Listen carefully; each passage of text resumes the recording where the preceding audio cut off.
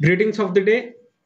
मैं रवि तिवारी और आज के इस इंटरव्यू की चर्चा में हमारे पास 4 क्वेश्चंस अवेलेबल हैं, बेसिक क्वेश्चंस हैं। और अगर आप इलेक्ट्रिकल मशीन पहली बार भी पढ़ रहे हैं तो ये सेशन आपके लिए बहुत इंपॉर्टेंट होने वाला है बेसिक पॉइंट ऑफ व्यू से। So the first question is why don't we use toroidal core. Toroidal core के बारे में डिस्कशन करेंगे और जैसे ही आप +1 +2 से इलेक्ट्रिकल इंजीनियरिंग में एंटर करते हैं तो टोरॉइडल कोर आपके सिलेबस से गायब हो जाता है और most of the time mostly हम लोग रेक्टेंगुलर कोर ही एनालाइज करते हैं। क्या रीजन है, इन सारे रीजंस को डिस्कशन करेंगे इस सेशन में। And how can we find HV and LV side of the practical transformer by physical verification. अब अगर आप सब स्टेशन में एंटर करते हैं और अगर आपसे कोई क्वेश्चन पूछता है कि इस ट्रांसफार्मर का एचवी साइड कौन सा है, एलवी साइड कौन सा है, तो आप उसका आंसर कैसे दे सकते हैं और कैसे पता कर सकते हैं बाय फिजिकल वेरिफिकेशन कि इस ट्रांसफार्मर का एचवी साइड कौन सा है, एलवी साइड कौन सा है। अब आप ये तो कहेंगे नहीं कि भैया पहले ट्रांसफार्मर आप अपना खोलो, ट्रांसफार्मर टैंक, ट्रांसफार्मर अंदर से बाहर निकालो और फिर उसमें हम sense of the winding, number of turns, ये सारी चीजें पता करेंगे और नंबर ऑफ टर्न्स जिस लिम्ब में ज्यादा प्रोवाइड किए गए हैं वो एचवी साइड होगा और जिस लिम्ब में कम प्रोवाइड किए गए हैं वो एलवी साइड होगा। ऐसा तो आप जनरली कहेंगे नहीं और केवल ट्रांसफार्मर टैंक मेंटेनेंस या फिर ऑयल रिप्लेसमेंट के समय इन सारी चीजों पे ही ट्रांसफार्मर टैंक खोला जाता है। जनरली आपकी सेंसर के लिए एचवी साइड और एलवी साइड पता करने के लिए ट्रांसफार्मर टैंक कोई खोल के आपको नहीं दिखाएगा कि आप देखिए और बताइए कि एचवी साइड कौन सा है और एलवी साइड कौन सा है। Third question is can we find the number of turns at sense of the winding of the practical transformer. अब नंबर ऑफ टर्न्स कैसे मतलब पता कर सकते हैं आप किसी भी प्रैक्टिकल ट्रांसफार्मर का, और पता कर पाना संभव है कि नहीं है, इन सारी चीजों पे डिस्कशन होगा। सेंस ऑफ द वाइंडिंग, अब सेंस ऑफ द वाइंडिंग क्या होता है, इस तरीके से अगर आपका लिम्ब है, ट्रांसफार्मर का कोर है, लिम्ब है, तो ये अगर सपोज करिए वाइंडिंग है आपकी, तो वाइंडिंग अपर साइड से प्रोवाइड की गई है या फिर अंदर के साइड से लिम्ब के गई हुई है, ये जो होता है वो सेंस ऑफ द वाइंडिंग होती है। Sense of the winding important role play करती है। आप कैसे पता कर सकते हैं कि sense of the winding transformer की किस तरीके से प्रोवाइड की गई है, और बता पाना ये संभव है, प्रैक्टिकली पॉसिबल है नहीं है, इन सारी चीजों पे डिस्कशन होगा। So the fourth question is why we use interleaved structure. Interleaved structure क्यों फॉलो किया जाता है देखा जाएगा। About butt joints, butt joints क्या होते हैं, कहाँ पे यूज किए जाते हैं, इन सारी चीजों पे कंटिन्यू करेंगे हम लोग डिस्कशन।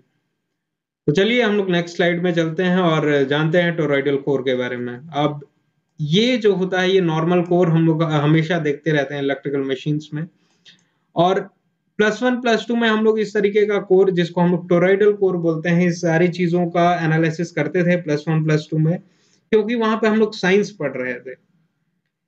बट यहाँ पे अपन उसको अप्लाई कर रहे हैं, एप्लीकेशन बेस्ड सब्जेक्ट पढ़ रहे हैं हम लोग इलेक्ट्रिकल मशीन्स, तो we have to think from the economy point of view, cost point of view, कि ये कौन सा ज्यादा फिजिबल है हमारे लिए यूज करना, रेक्टेंगुलर कोर या फिर टोरॉइडल कोर। तो इन सारी चीजों के बारे में देखेंगे हम लोग।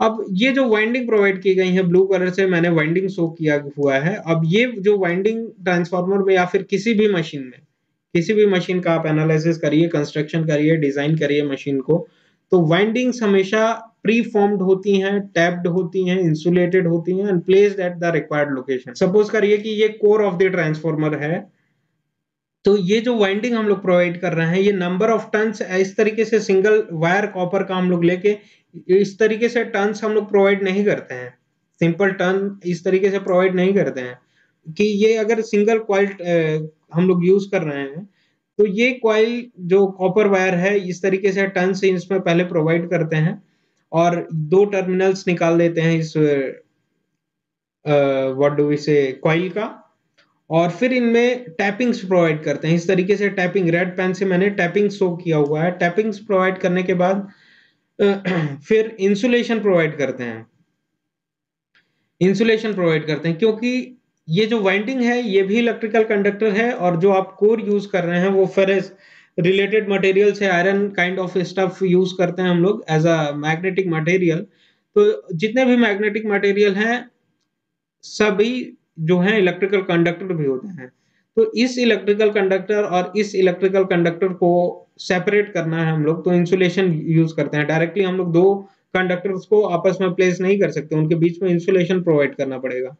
तो ये जो वाइंडिंग है, इनके बाद ग्रीन कलर से मैंने इंसुलेशन प्लेस किया हुआ है। तो ये इंसुलेशन प्रोवाइड करने के बाद, जो कि मैंने ग्रीन पेन से शो किया हुआ है, इंसुलेशन प्रोवाइड करने के बाद ये जो मैंने शो किया हुआ है यहाँ पे, पार्ट बाय पार्ट हम लोग कोर प्रोवाइड करते हैं, लेमिनेशन बाय लेमिनेशन हम लोग अटैच करते हैं इस वाइंडिंग में।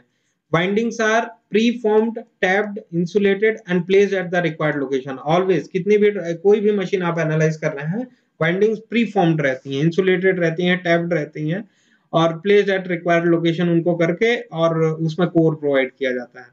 तो इस तरीके से ट्रांसफार्मर का कोर हम लोग लेमिनेशन बाय लेमिनेशन प्रोवाइड करते हैं। लेमिनेशन वगैरह का रीजन आपको पता ही है, मैं ऐसी आशा करता हूँ, और अगर नहीं पता है तो वीडियो लॉन्च किया जाएगा उसमें। तो ये जो है लेमिनेशन हम लोग प्रोवाइड कर दिए इस तरीके से। ये जो ट्रांसफार्मर है, इस तरीके से ट्रांसफार्मर है रेक्टेंगुलर नेचर का। तो वाइंडिंग्स हम लोग पहले वाइंडिंग्स प्लेस करते हैं, फिर उसके ऊपर इस तरीके से पहले वाइंडिंग फॉर्म कर लिए और उसके अंदर जो है lamination by lamination core provide करते हैं और कोर फॉर्म करते हैं। तो अगर इस तरीके से वाइंडिंग फॉर्म कर लिए और ऊपर से कोर प्रोवाइड कर रहे हैं लेमिनेशन बाय लेमिनेशन, और अगर ये स्ट्रेट नेचर का है, सीधा है, तो ये आसानी से असेंबल और इंस्टॉल किया जा सकता है इसमें कोर को। लेकिन अगर ये कर्व नेचर का है, इस तरीके से वाइंडिंग हम लोग कर्व नेचर का फॉर्म करना पड़ेगा और फिर उसके बाद कर्व्ड के हिसाब से हम लोगों को लेमिनेशन से देनी पड़ेगी मशीन्स में और लेमिनेशन इंसर्ट करना पड़ेगा वाइंडिंग में। तो ये जो होता है हमारे लिए टफ टास्क होता है, इसीलिए हम लोग जनरली जो है इस तरीके का कोर यूज करते हैं जो कि रेक्टेंगुलर नेचर का होता है। तो ट्रांसफार्मर का जो कंस्ट्रक्शन हम लोग करते हैं, लेमिनेशन प्रोवाइड करते हैं, वो कुछ इस तरीके का स्ट्रक्चर हम लोग फॉलो करते हैं कि ब्लैक पेन से मैंने इस एल टाइप का स्ट्रक्चर फॉलो किया हुआ है, स्ट्रक्चर कंस्ट्रक्ट किया हुआ है, और फिर इस ब्लैक पेन से इस तरीके से स्ट्रक्चर फॉलो किया है और इन दोनों में ज्वाइंट्स यहाँ पे प्रोवाइड किया जाता है। और फिर जो सेकंड स्टैकिंग होगा, सेकंड लेमिनेशन का स्टैकिंग जो करेंगे हम लोग, वो ब्लू पेन से मैंने इस तरीके से जो किया हुआ है, अरेंज किया हुआ है। और इस ब्लू एल टाइप स्ट्रक्चर में ज्वाइंट्स यहाँ और यहाँ पे प्रोवाइड किए गए हैं, जबकि ब्लैक वाले में यहाँ और यहाँ पे है। तो इस तरीके से इंटरलीव्ड स्ट्रक्चर हम लोग फॉलो करते हैं। इंटरलीव्ड स्ट्रक्चर फॉलो करने का रीजन ये है कि इफेक्टिव एयर गैप मशीन का रेड्यूस हो जाता है, और आपको एयर गैप के बारे में पता ही है कि जैसे जैसे एयर गैप मशीन का रेड्यूस हो जाता है, मतलब रिलक्टेंस उस मशीन के रेड्यूस हो जाती है, और रिलक्टेंस अगर मशीन के रेड्यूस हो जा रही है तो वो नो लोड करंट जो मशीन एब्जॉर्ब करेगी from the source in order to set up the flux in the core, वो उस नो लोड करंट की वैल्यू स्मॉल होगी। और नो लोड करंट की वैल्यू स्मॉल अगर हो रही है तो जो कंस्ट्रक्शन करते हैं हम लोग कॉपर वाइंडिंग का, उसका क्रॉस सेक्शनल एरिया भी करंट के मैग्नीट्यूड पे तय करता है। और करंट का मैग्नीट्यूड अगर स्मॉल हो रहा है, मैग्नीट्यूड स्मॉल है अगर करंट का, तो क्रॉस सेक्शनल एरिया भी उस वाइंडिंग का स्मॉल होगा, जिसके कारण overall cost of the machine reduce किया जा सकता है, इकोनॉमिकल मशीन बनाई जा सकती है। इसीलिए अपना एम होता है कि कम से कम मशीन में एयर गैप प्रोवाइड किया जा सके, इसीलिए हम लोग इंटरलीव्ड स्ट्रक्चर फॉलो करते हैं। और इन ज्वाइंट्स को हम लोग बट ज्वाइंट्स बोलते हैं, इन्हीं ज्वाइंट्स को बट ज्वाइंट्स बोलते हैं, और ये अल्टरनेट नेचर के होते हैं। कभी ज्वाइंट यहाँ पे आएगा और फिर यहाँ पे आएगा, और इस तरीके से अरेंजमेंट करने की वजह से मैकेनिकल स्ट्रेंथ भी मशीन का बढ़ाया जा सकता है, मैकेनिकल स्ट्रेंथ रोबस्ट बनाया जा सकता है मशीन को। तो टोरॉइडल कोर का रीजन आपको पता चल गया कि टोरॉइडल कोर अगर हम लोग यूज करते हैं तो वाइंडिंग्स तो प्रीफॉर्म्ड रहती हैं, उनके ऊपर जो स्टैकिंग हम लोग प्रोवाइड करते हैं, लैमिनेशंस प्रोवाइड करते हैं और इंसुलेशन प्रोवाइड करते हैं, ये सारी चीजें डिफिकल्ट टास्क हो जाती हैं, इसलिए हम लोग जनरली रेक्टेंगुलर नेचर का कोर ही यूज किया जाता है। नेक्स्ट स्लाइड में चलते हैं। अब अगर आपसे कोई सबस्टेशन या फिर कोई क्वेश्चन पूछ रहा है कि किसी भी फिजिकल ट्रांसफार्मर, प्रैक्टिकल ट्रांसफार्मर को देख के फिजिकल वेरिफिकेशन से आप कैसे बता सकते हैं कि कौन सा साइड एचवी है, कौन सा साइड एलवी है, without opening the tank. Tank को आप बिना ओपन किए हुए कैसे बता सकते हैं? तो ट्रांसफार्मर जो होता है वो इनर साइड में प्लेस होता है, आउटसाइड इसका ट्रांसफार्मर टैंक प्लेस किया जाता है। और ऑयल फील्ड ट्रांसफार्मर में इसमें ऑयल वगैरह फिल किया जाता है, ब्रीदर, कंजर्वेटर, ये सारे स्ट्रक्चर फॉलो किए जाते हैं। क्या रीजंस है ब्रीदर और कंजर्वेटर, इन सारी चीजों का डिस्कशन हम लोग किसी और सेशन में करेंगे। एज ऑफ नाउ हम लोग ये समझते हैं कि कैसे हम लोग पता कर सकते हैं एचवी और LV side of the transformer by physical verification. तो इस टैंक का एम क्या रहता है, क्या क्या एम है इसका प्रोवाइड करने का?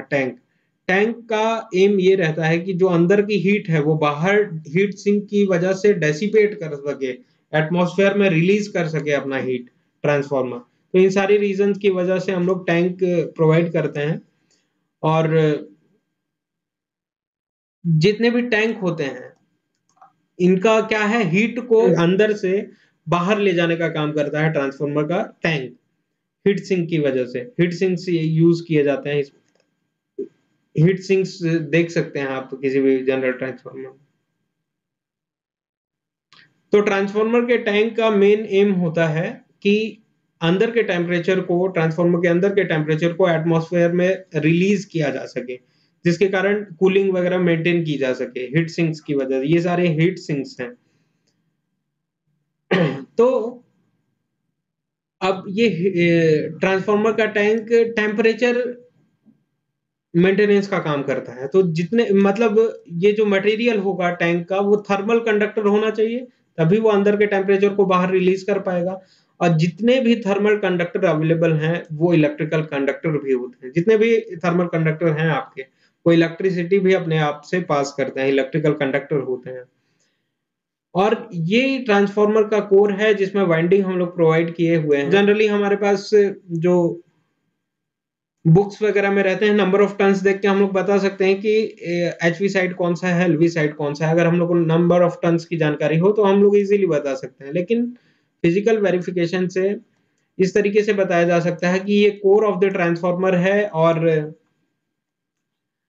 इसमें वाइंडिंग प्रोवाइड की गई है। वाइंडिंग इलेक्ट्रिकल कंडक्टर होती हैं। आपका हीट जो टैंक यूज किया हुआ है, टैंक भी इलेक्ट्रिकल कंडक्टर होता है। कंडक्टर टू कंडक्टर हम लोग इंसुलेशन प्रोवाइड करते हैं।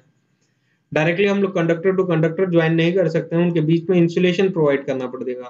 तो ये ग्रीन कलर से मैंने इंसुलेशन प्रोवाइड किया हुआ है, जिसको हम लोग बुशिंग बोलते हैं टेक्निकल टर्म्स में। तो ये जो बुशिंग्स प्रोवाइड की गई हैं, इनके लेंथ को देख के हम लोग बता सकते हैं कि कौन सा साइड एचवी साइड है, कौन सा एलवी साइड है।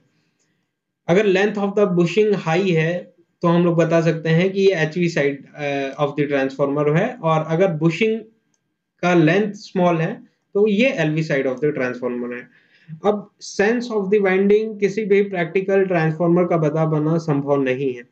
आप बाहर से देख के नहीं बता सकते कि उसमें सेंस ऑफ द वाइंडिंग किस तरीके से प्रोवाइड की गई है और कितने नंबर ऑफ टन्स हैं, बाहर से देख के आप नहीं बता सकते हैं। So this is all about the session. I hope, मैं आशा करता हूं कि ये सेशन आपको पसंद आया होगा। इस तरीके से इंटरव्यू की चर्चा पे और भी वीडियोस अवेलेबल हैं चैनल पे, आप विजिट करिए। इंपॉर्टेंट सेशंस हैं, इंपॉर्टेंट टॉपिक डिस्कस किए गए हैं और बहुत इंपॉर्टेंट क्वेश्चंस हैं। आप जरूर एक बार प्लेलिस्ट चेक करिएगा। And this is all about the session. Thank you very much, very very all the best.